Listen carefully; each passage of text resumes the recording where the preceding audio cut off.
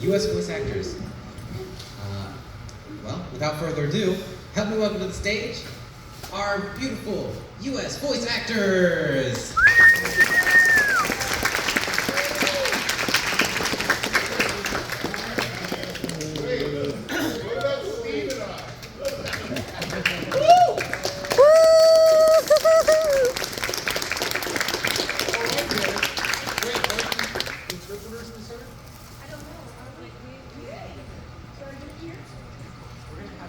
One on each side. Oh, okay, great.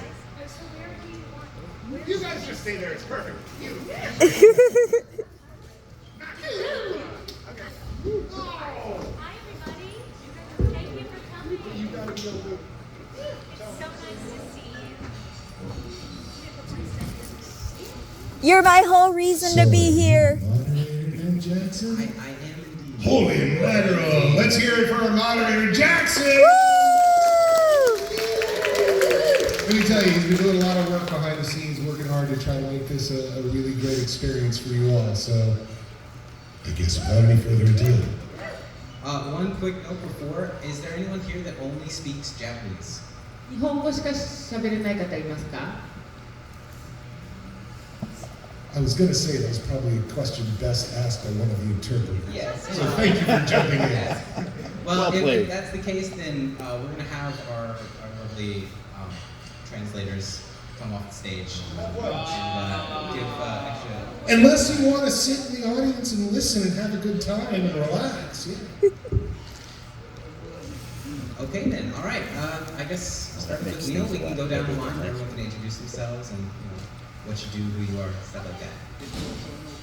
Hi, my name is Neil Kaplan. I will introduce myself. Thank you.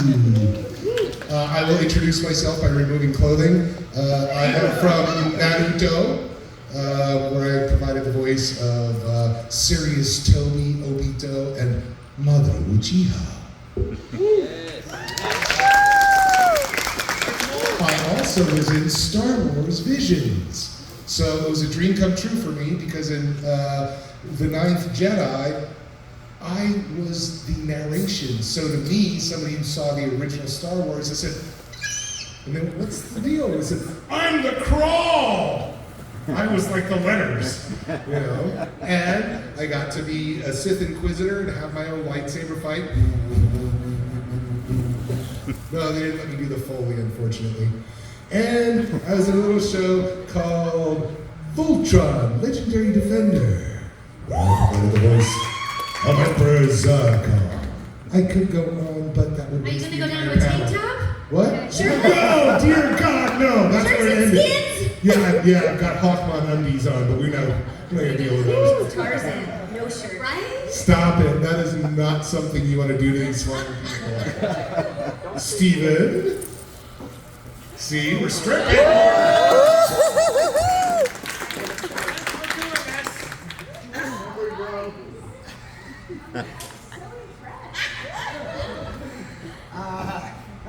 My name is Eric Prince.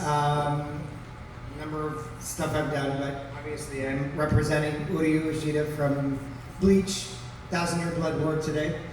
I also, I am surprised based on the table and people that have come by, how much this one character that I don't really talk about has like gained popularity in Japan. So I also played Iggy, the Boston Terrier from JoJo's Bizarre Adventure Smartest Crusaders.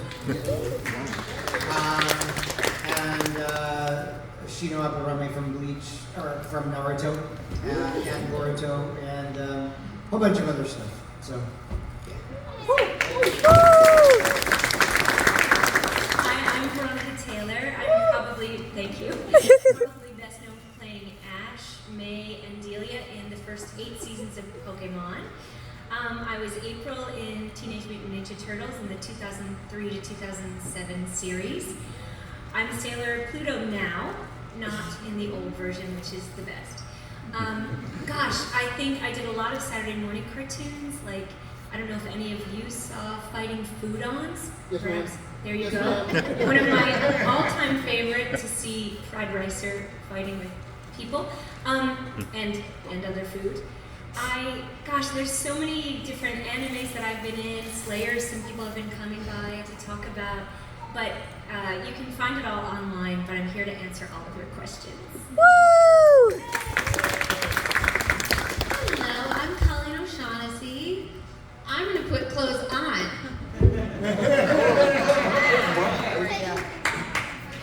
Put it on! Put it on!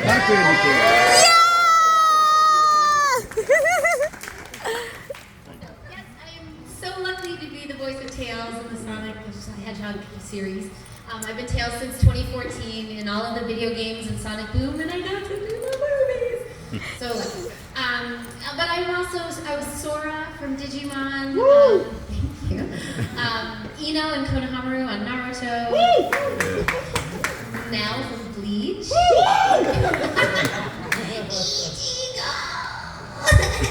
She did a lot of crying. Jazz from Danny Phantom, Wasp from the Avengers, slew of video games, etc. So thank you so much for having me. I'm so happy to be here. Well, we have just a few, the basic questions, every time we have a panel we ask. One is, how did you get involved with voice acting? And was it something that you were always interested in, or was it something that you sort of fell into along the way to somewhere else? Okay, I'll start. So I figured out along the way that I really kind of have been doing it my whole life. I always gave voices to dogs or babies or things that couldn't speak that had a face that I was like, that dog is saying something to me, and I always just did it. I always watched cartoons and Wonderful World of Disney and the Muppet Show and all of that stuff. But I started out in musical theater. I was at the University of Michigan. I was doing a double degree in musical theater and psychology. I was going to go to grad school, and I was like, I can't do any more school. I can't do it. So I wasn't sure what I was going to do, but I was determined to finish. And like I said, I always did voices. And somebody overheard me doing one, and they came up and said, "Was that you?" And I said, "Sorry." And they said, "No, you need to do voiceover." And that was it for me. I was like, okay, you are absolutely right. It didn't occur to me that was somebody's job. And so I was in Michigan. I moved to LA because at the time you had to be in LA if you wanted to do animation.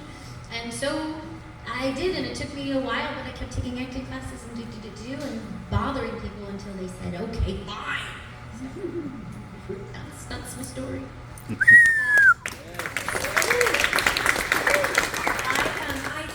I decided that I wanted to be an actor when I was 5. I was in a play, and I was in the middle of Goldilocks and the Three Bears, and I decided this is what I want to do. So I did every play I could in elementary school and high school. I went to college and I have a BA in acting, and I went to grad school. I have a master's of fine arts in acting. I toured the United States with several acting companies, Shakespeare, contemporary, and children's theater. And I moved to New York. I was working on a monologue with a coach of mine for some audition, and it just happened that day he got a call from someone else saying, can you recommend any women who can do high girl voices? And so I went to the audition and I booked that, and from there they said, can you audition for this, and can you audition for this, and it just kind of worked its way around to me mostly doing voiceover. So I set out to be a theater or on-camera actor, and I mostly do voiceover now. My daughter was born at the end of the first season of Pokemon, so I couldn't continue on the soap that I was on. I couldn't continue in theater because I couldn't bring the baby to rehearsals. So luckily my career kind of shifted into voice-related work, and I'm very happy with that, especially doing audiobooks and cartoons and all of that. It keeps me quite busy. I'm really tired of laughing after everything. Yeah, you might have to wait till the end. But thank you. You'll be able to say it. I come from a long line of entertainers. People say that you're not, genetically, you're not supposed to somehow inherit the genes of your ancestors, and that's your job. But for some weird, wacky reason, that happened with me. I've been acting ever since I was a kid. doing stage and on camera, which is what I mostly focus on through elementary school and high school, and got a BFA in musical theater, Carnegie Mellon University. And went to New York thinking, you know, that's where I'm supposed to go, because that's what I want to be in as far as stage goes. And most of the stuff that I did was not in New York. It was living out of my suitcase in other states for a long time, and I didn't like that. So I went back to California and did a lot of on-camera and sketch comedy and improv and stage, and that eventually led into me kind of dovetailing when things were slowing down in those arenas, getting into voiceover work, and that's my story. Okay, that's it. That's it till the very end. Sorry. You will not feel bad when you're totally silent and you hear the crickets when I'm done. It's totally okay. I promise. Anyway, I am an old guy. In the 1970s, the early 70s, I used to watch a TV show called the Copycats, and it was impressionists. Frank Gorshin, Marilyn Michaels, Rich Little, and Fred Travelino would drop in every now and then. And they had this one sketch, Celebrity Sneezes. And, you know, like, oh, true! You know, Richard Nixon sneezing. So I, for some reason, did Donald Duck. But I did it the wrong way, and I did it really badly. Good thing nobody has to translate this part. Because it was like, I did... And my brothers, being older brothers, doing their job as they should, told me, that was horrible. That was lousy, never do that again. And then somehow I stumbled onto how to actually do Donald Duck, you see? And now I know, And as long as Daniel Ross isn't in the room, I sound good. Daniel Ross is a friend of mine who is the first actor to win an Emmy for playing Donald Duck. And, you know, I gotta tell you, I'll tell you how good he is. I heard his Donald Duck after I've done it my whole life, and I wasn't even jealous, because I knew if I auditioned, he would have blown me out of the water. Wow. So I was like, that's how good he is. But I sound like, I feel like Donald's cousin, you know? so I just always kind of did voices. I was the weird fourth grader in the talent show doing Jimmy Stewart impressions. Whatever. And like sixth grade, I was doing young Jimmy Stewart, which I like to watch the moon for you, Mary. On of course, then there was older Jimmy Stewart, you see, and I'm the guy who was on the Tonight Show reading poetry. Eventually, I got up the nerve to audition for some theater, and I just kept doing it. But everything I would do would end up with a voice. You know, eventually I found myself in New York City studying musical theater, but I was the guy who you put in, if you, I'm such a bad dancer, they had to give me leads, you know? It's like, you can't dance, fine, play the old man. So now I'm actually to the age where I can play the roles that I grew up playing, you know? I was the 16-year-old Fagin. But it's like now I started thinking about reviewing the situation, you know, what happens when I'm 70. Anyhow, you know the show. I saw you chuckle. Anyhow, so I met a disc jockey. I went in, and my uncle introduced me as an impressionist, and I went in and did a lot of drop-ins for his show. First time behind the mic, and I also for a little while did stand-up. My stand-up was just an excuse joke to get to the next impression. So I don't know how good of a stand-up I was. I was an impressionist. But I did stuff for his show, and I went, wait a second. No hecklers, no memorization, no having to worry about selling tickets. I think I found my place. So I started doing voiceover. I think the first video game I did was a game called Prince of Persia 2. I go back to the big Polygon days, where I played Prince Rugmore, and then I moved to LA. I took a class with Sue Blue, and Sue at the very beginning, I said, I want to go to LA and do animation. And she was all, well, study for a few years and then come down. It's a very competitive. And by the end of the weekend, we recorded Thumbelina 2 times, and I played 12 characters. And at the end of the weekend, she said, "So when you get to LA, let me know." Yeah, but that's... Sue Blue is a very complimentary person. Didn't always back it up with a job offer. I did work for her one time on a Christmas thing, and I don't think I ever worked with her again because I laughed too much, because I sat next to Earl Bowen, and Earl Bowen kept making me laugh, and Sue never caught him making jokes, because Earl would just sit there and mumble under his breath. And I was sitting next to him, "Oh, Earl, you're funny, man." Guess who got in trouble? Yeah, that's right. So there was an ad in the Actors Newspaper, drama log for voices for Mighty Morphin Power Rangers. I sent him my tape, got into the 2nd season, worked on Mighty Morphin, the movie. Maybe you recognize my voice. I was the one who went, boom. Thank you.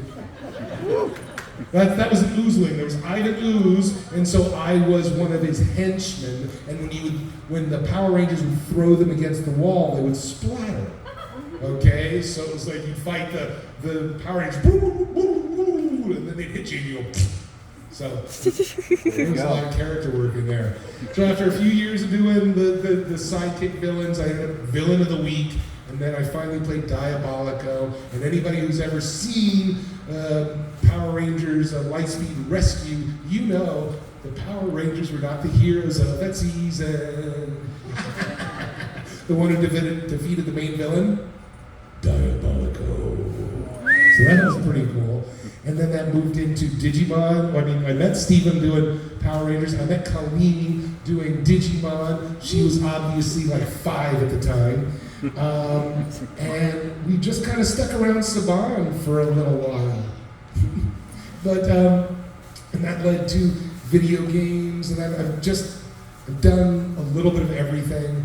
If you listen to audiobooks, you might know the audiobook series I Am Number 4, and I was the narrator for that. I did a bunch of Blizzard books, and I am still trying to find that one job that lasts. You know, instead of, yeah, we want you in Naruto, do these 4 episodes and we'll call you in 7 months. You know, it's been a wild ride. It's been a wonderful ride.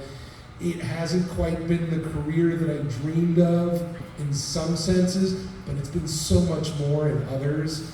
The opportunity to come out here and see you all and thank you for your service and thank you for being out here and bring you all a little taste of home is my 2nd time here. It really is one of the most wonderful things I've been able to do. I've been able to travel the world and meet people and hear some of the things that I've done that don't pay very well. But when you meet the people who go, "I loved you in this," it's like, you know, I felt that too when I stood in front of George Takei. So, okay. Thank you. Sorry, George Takei. George Takei, don't tell George how he's pronounced his name. Anyhow, I could go on, but I won't. All right. No, stop it! We said no! We said no! It's too late now. They're going to clap for it now. Every time. Okay. All right. Well, see, on that note, is there a character that is really special to you that you've done? All of them. Seriously, I mean, I'm the same way. I love them all for different reasons. Some, "Oh, Mom, it's just a fun voice to do." You know, Henryusei Yamamoto is someone else's voice that I stole. And then there are the shows where you get to work with other people, and those are a blast, like Voltron, and I love them all. There was only one I didn't like because I had to play a horrible racist and say things I never wanted to have come out of my mouth. But you have to do that convincingly because as an actor, you serve the story, not your own ego. And if I went at it, if I tippy-toed at saying those horrible things, then what the hero went through wouldn't have mattered as much. But I love them all.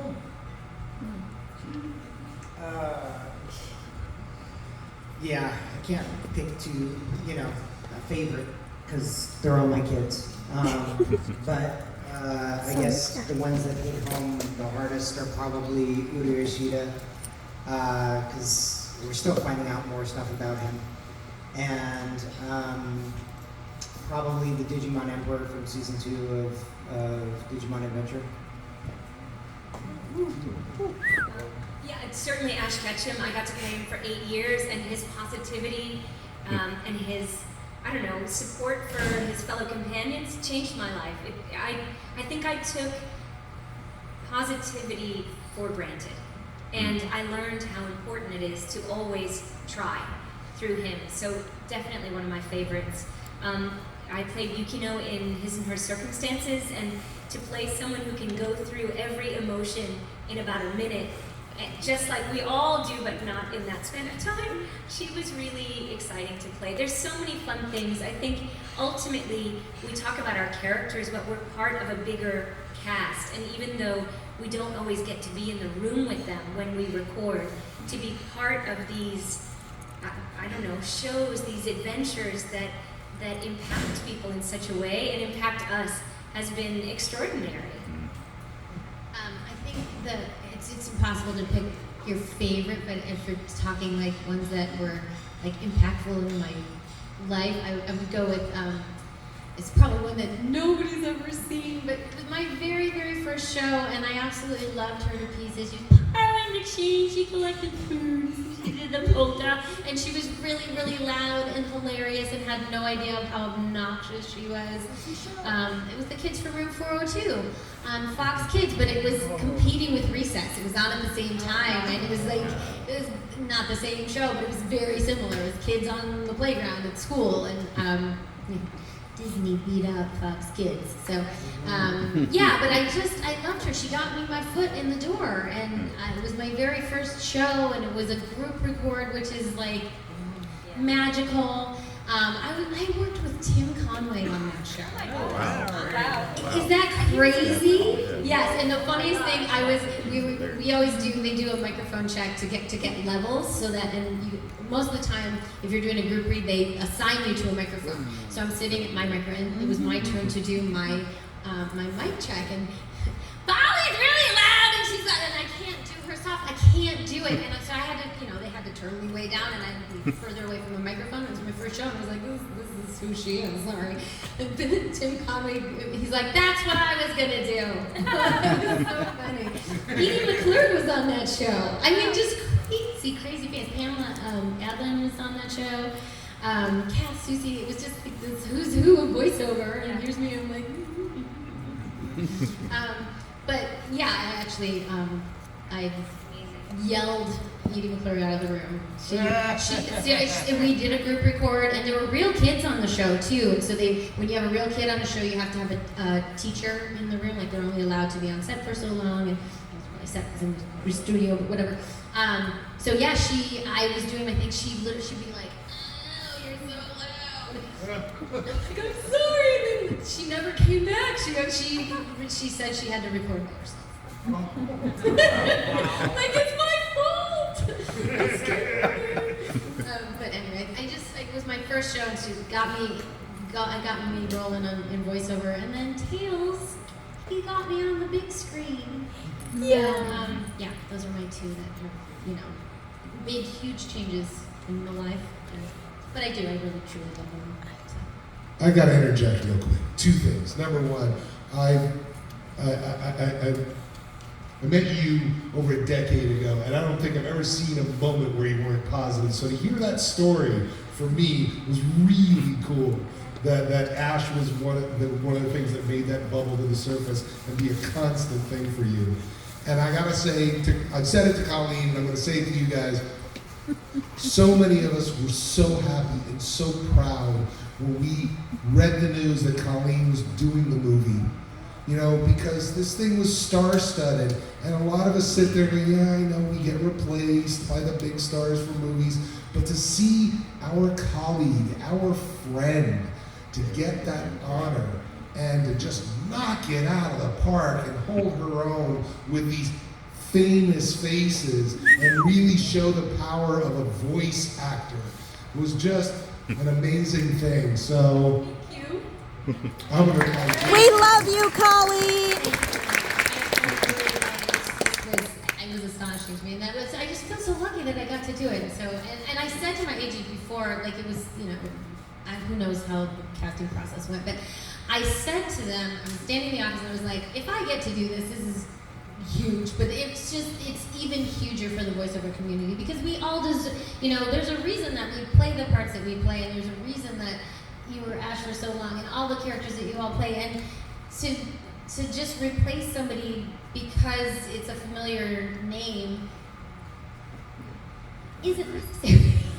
But it happens, and so we're all like, well, that's what happens. That's showbiz. That's Hollywood, and so that they, trusted me with this part. And I said, it's just huge for the voiceover community because I want this for everybody, and I wanted all of my friends to get to be in the movie too. So, but thank you.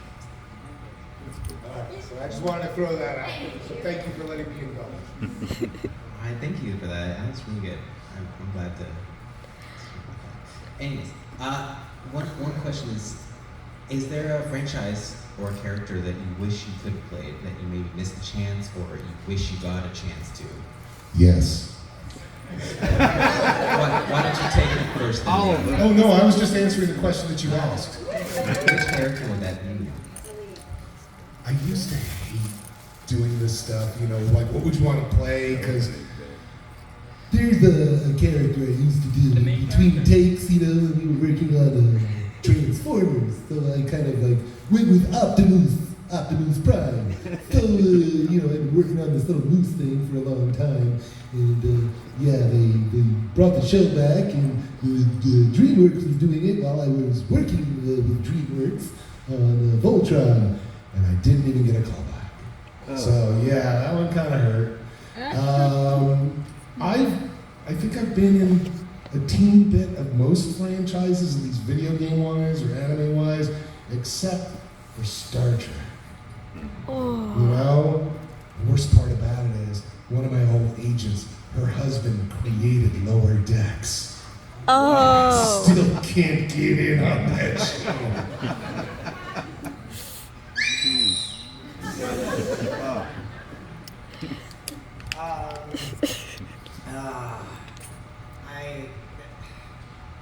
There was one part that my agent wanted me to audition for. Unfortunately, it was during a time when my main focus was taking care of my dad, who was passing away from cancer. Mm-hmm.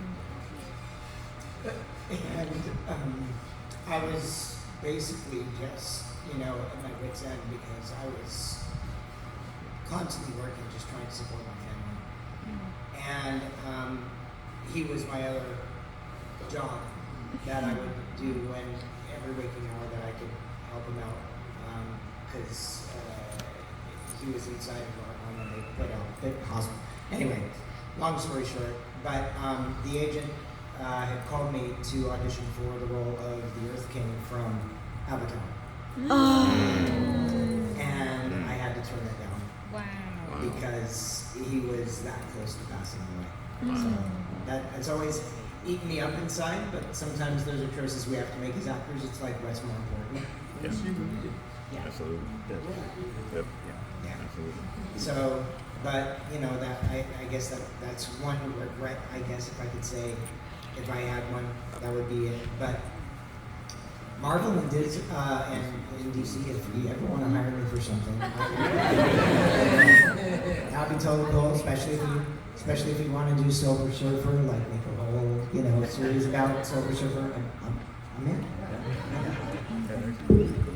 Gosh, I don't really keep anything in mind. We audition for so many things, and there's so many things we don't get that I just don't keep it in my mind. I do sometimes watch shows or a commercial that you audition for and go, oh, is that what they went with? Because they give you a description, or they give you something and say, we want it to sound like this, or can you do a Sigourney Weaver? And you're like, but what do you mean, Sigourney? What do you mean? And then when you hear it, it's like Shirley Temple or something. Like it doesn't go at all with what you thought they were doing. So I don't know. I love to act, and I just want to be in everything. So especially everything I get the chance to audition for. But if I kept it all in my mind, I don't think I would be able to get out of bed. You have to let it go. I started writing my auditions down so I okay, I did it, and I don't have to forget about it because you want every single one of them. But the one that I really want to be She-Ra. I want to be She-Ra, Princess of Power. I wanted to be She-Ra so bad, and I wanted to be She-Ra. That's I'm beyond that show at all. Yeah, and then there are franchises that I want to be part of Star Wars and Star Trek. Yes, you can be fans of both. Yes, you can. You don't have to fight yourself.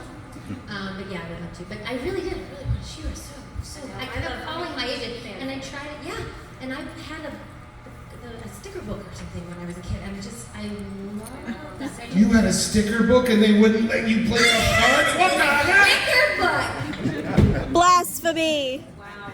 Stickers matter.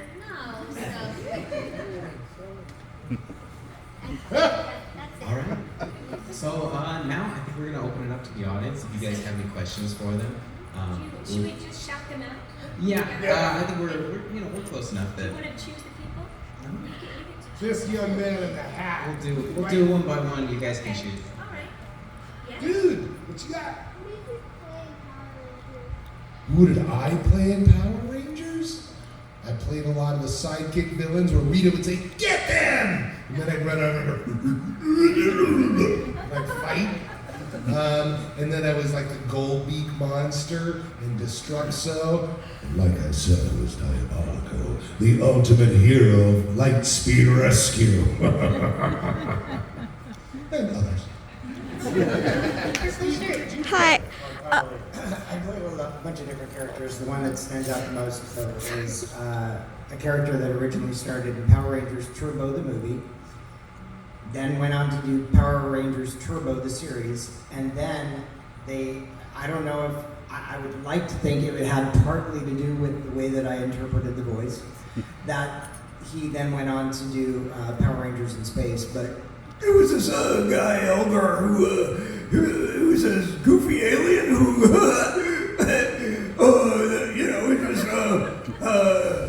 just went along with whatever his auntie was telling him. So yeah. So, yeah. So, I noticed that there seems to be a lot of like sense of community within the voice acting community. Like you guys have said already that you've all kind of worked together in some way.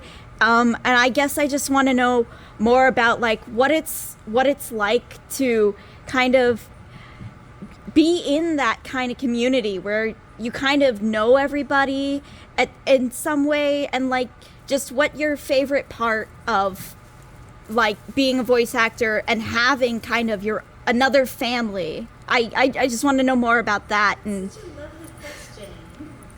I feel like it's interesting now too because with COVID, so much is at home. After lockdown, like we still are recording from home. How much community involvement do you guys have now compared to before?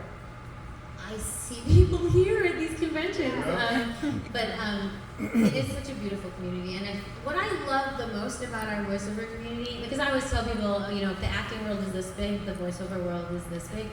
The biggest difference that I've found as far as like doing theater or other parts of the entertainment industry is voiceover actors are so supportive of each other. Like what Neil just did for me, and when I got to be in the movie, I got text messages and messages on Instagram, and and I'm the same way. Like if I don't get the part, I want you to get it, and I'm so excited that you did, and it's genuine, and it's genuine from everybody. Whereas my experience in theater was very super nice to your face and not so nice behind your back, and they're not happy that you got it and they didn't, But I don't know, it's just a really, really but also we're making cartoons, it's the best job ever, and it's so much fun, and everyone is so stupidly talented and I think that's it. People are so talented, and you just want to be around each other because you can feed off of that energy, especially when you're in the room together. But even with Pokemon, for instance, or anime that you're dubbing, you go in one at a time, so you never get to feed off of one another. But knowing who's coming in next, or just seeing the final product, it makes a huge difference. People used to leave little notes on the Naruto scripts for the next person coming in. Right. Sometimes When it was paper. Yeah, sometimes very creative drawings. Like, It's kind of sad that at least in the anime industry, there's not so much of a community with being able to record with other people at the same time. Because every time I've been in an anime, that's pretty much the way it's always been, even in Power Rangers. The only differences would be when I was fortunate enough to be cast in a original animated show. Not a very well-known show, but the strongest sense of family that I had for an entire season was this one random show called NFL Rush Zone. In the same room with me, which is like a who's who of like voiceover people, you had Cam Clark, Johnny Young Bosch, Matt Mercer, O.G. Banks, and myself, and it was just like every time we would get the script a couple days before, we would do a table read, and then we would record on Fridays, and it was just like, it was amazing. It was like one of the most amazing things I've ever been able to be a part of. Were you all football players? No. Oh. So I forget what the entire title was, but it was like a cartoon version of Power Rangers, but they were football teenagers instead. So it was like, yeah. And it didn't last? No, I mean, it sounds cool. But I can't imagine all of you guys, like, everyone like, hey, how's it going? And then they're like, okay, let's do this. Like. Just 2 seasons and that was it. They cut it after that. But isn't that the thing with cartoons? You can do anything. Yeah. It's amazing. Sir, you had a question. Yeah, so I was curious, in the world of like social media and marketing yourselves, what are the legal limits of how you can use characters on, like, say, YouTube or social media?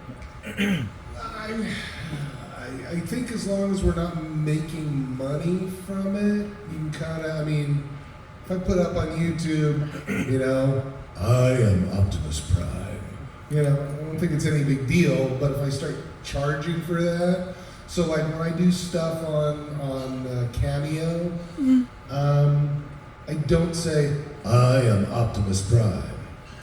I'll say other things which may imply that. And of course I'll lean into the character. And because they request it, they know who it is. So I just kind of, we dance around that.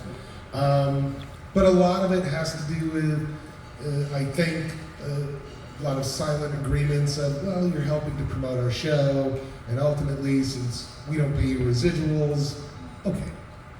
It seems like that, but it's funny. It's like I could go on Cameo, And you should be Jim Block. but Daniel Ross can't. It depends on the contract. It depends on the contract, but also, like, you could do an impression of any other character, which is different than you doing your own characters. Sure. Is kind of what I'm saying. It all depends, like, if you're not under contract anymore and that has expired, you can do whatever you want. But ultimately, I think you want to serve the property in the most respectful way in terms of that. But I think it really, legally, it all depends on what your contract is originally. And what you're doing with a copywritten character, Sure. Yeah, I stopped doing Cameo because of things that people would ask me to do. I'm like, Yeah. I don't own Tails, and I don't want to put that on him. Like, I'm not going to be the spokesperson as Tails for your YouTube channel or whatever. I'm not going to have, can you bag on my friend's YouTube channel as it? No, I don't know what content is going on over there. I don't want to, and I'm not going to go look at it to find out. Like, don't ask me to do that. If you want me to say happy birthday, okay, I'll do that. Yeah, So I just stopped doing it. Because playing villains, a lot of people ask me to do rip videos, where I'm ripping on somebody. It's like, how do I know they're really a friend and this is a friendly It's thing? a joke, right? You don't Right, know. so I dance around it and try to make it really creative and try not to be hurtful. But there have been a couple of requests that I have said, I don't feel comfortable saying that. Because honestly, you're having me say something and then you take that video and put it up, and now I'm looking back, you know? Yeah. There's a question that Oh, good eye. would you like to ask yours? Over the years, whenever you were doing voice acting, is there anyone that were in like the rules club that stuck around with you over the years? Do you mean Like that still was a friend and then we're just like, oh, I see you later. Colleen O'Shaughnessy and Steve Prince. I've known them for decades. So there's an example right there. do you mean people or characters? People. Yeah, I think I used to work with 4 kids for a lot of cartoons, and we're all still friends, even though we live in all different parts of the United States. But we didn't work in the room together, well, except for Ninja Turtles, but we saw each other all the time in the offices, and so we're all definitely friends. Since I moved to LA, though, I haven't ever been in the studio with anyone. And so a lot of shows that I'm on, I actually don't even know who's in the cast or video games. Yeah, that's true. And you see, like, oh, you're in Fire Emblem too, or yeah. So Yeah, same with me. I have lots of friends that I've had for years and years and years. And often, I mean, I have a few that like we will meet for lunches. Like Tara Sands is a good friend of mine. We'll meet for lunch or coffee or whatever. And Christina, there's a handful that I see in real- socially. Yeah. But then but most of the time it's at conventions. But we're still very close and stuff. Texting every once in a while. So, this is a question I have for you, Colin. I'm curious if, like, the producers or directors of the Sonic and franchise ever gave you a reason as to why they chose you for the role over some other big name actor, let's say. And I'm also curious as to what it was like to work with Ben Schwartz and Idris Elba and Jim Carrey and all of them, and what the experience is like. I have no idea how the casting process went. I didn't ask for sure because. So I don't know. I'm just happy that they did. I mean, I know it was a lot of discussion. I know it went back and forth, and I think there were a lot of people that did get to make the final decision. It was a lot of, and I know Sega is part of the movie franchise as well, of course, and so I think they had some say in it too. But I have no idea. I have no idea who got to say yes. I have no idea. But I'm very grateful to that person, whoever that is. But no, I don't know how that process went. I didn't get to work with Jim Carrey or Idris Elba. They did all of the on-camera stuff first, all of the live-action stuff they shot first, and they had like little sticks with tennis balls, so they had the right eyeliner. Then some of the, I'm sure that maybe you guys have seen some of the posts, like they had actual little they made statues of Tails and Sonic and stuff, but none of us were on set. They actually had a different somebody reading with the actors. Which I thought was I can go to Hawaii. I'm totally available for that. But I did get to work with Ben Schwartz though twice, but we were still very COVID-y, and so I was in my closet with my laptop balanced on my underwear drawer, and, which is crazy. And I had 2 full sessions. I was in Burbank in my closet. Ben Schwartz was in Vancouver. The director was in Hawaii. And then a couple other people were sprinkled around LA. It was crazy. I never met anybody in person, not even the director, until the red carpet events. Just bananas. And I only had 2 sessions with Ben Schwartz, which were amazing. First of all, he is the nicest human being. He could not be lovelier. He is hilarious, of course. He's ridiculously talented. He's such a giving actor. It was so great to have that give and take. That party scene would not be, the restaurant scene would not be what it was if we hadn't been able to work together. It would be a completely different scene because it was so great to work off of each other. So it was truly amazing. But yeah, and I met Idris for about 2 minutes on the red carpet, and that was that. But Jim Carrey was how is this guy? So I don't know what it was about this movie, but everyone was really, really tall, like ridiculously tall. And I only ever saw them on screen, so when we got to the thing, I was like, what? This is really giants. Everyone is so tall. I thought you guys were this tall. So I'm like this shrimpy next to everybody. So I met Jim Carrey, and I went up to, and I asked if I could meet him. I'm like, of course you can. I'm like, but. So I'm waiting for my chance, and they're like, okay, now you can go meet Jim. And so I went up to him, and I was like, hi, I'm Colleen. I play Tails. And he's looking down at me. He grabs both of my hands. He goes, I know. I'm like, it was so sweet, and he was so nice.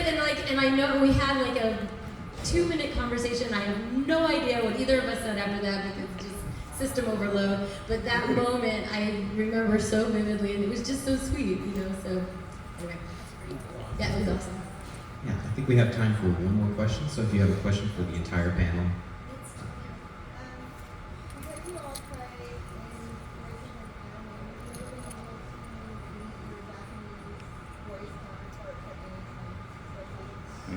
No. It's a dream of mine, for sure. I mean, we're going to be at Tokyo ComicCon next weekend, and I think we both have our fingers crossed that that would happen. I would love to meet Naoya Uchida because I based everything that I did for Madara Uchiha on his performance. They literally didn't audition me. They brought me in, made me listen to his voice, or had me listen to his voice, and said, do that in English. And that's what I did. And it's like, so every time people come up and say they enjoyed the performance, they love the monologue, I say, well, 30% of that, or 50% of that, or 80% of that is Naoya Uchida, but I love the movie. Is there any way we can answer some questions really fast? I want to be able to answer that. So 2019, I was in North Carolina at Amazement. Myself, along with the main con director, had been planning something for a while.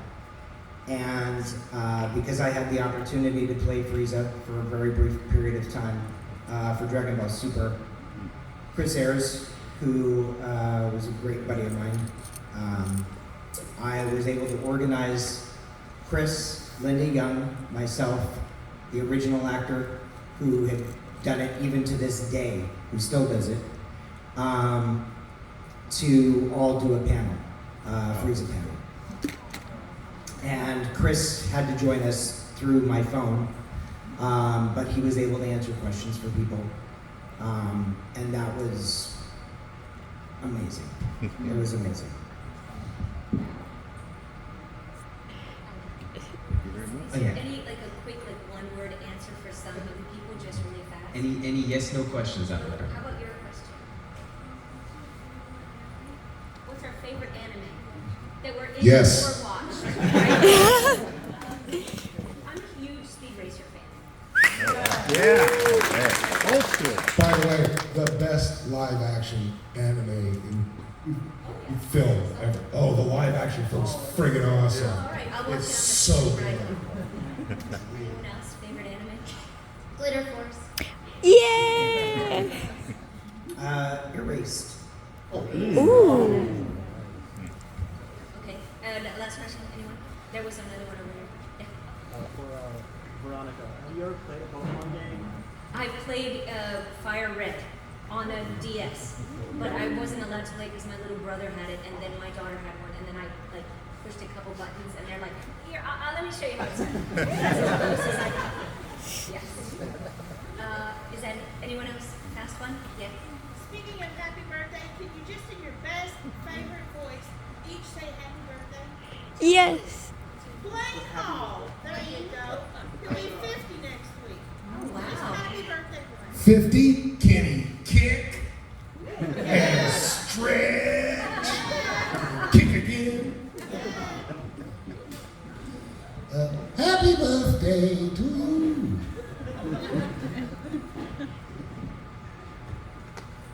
Just happy birthday. Oh, happy birthday, Blaine! 50. Wow. I'm only 10, but way to go! Happy birthday, Blaine! You're half a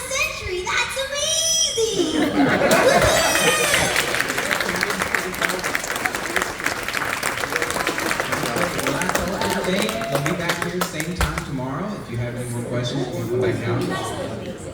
And you can find them at their booths in Artist Alley as well, over in the Field House.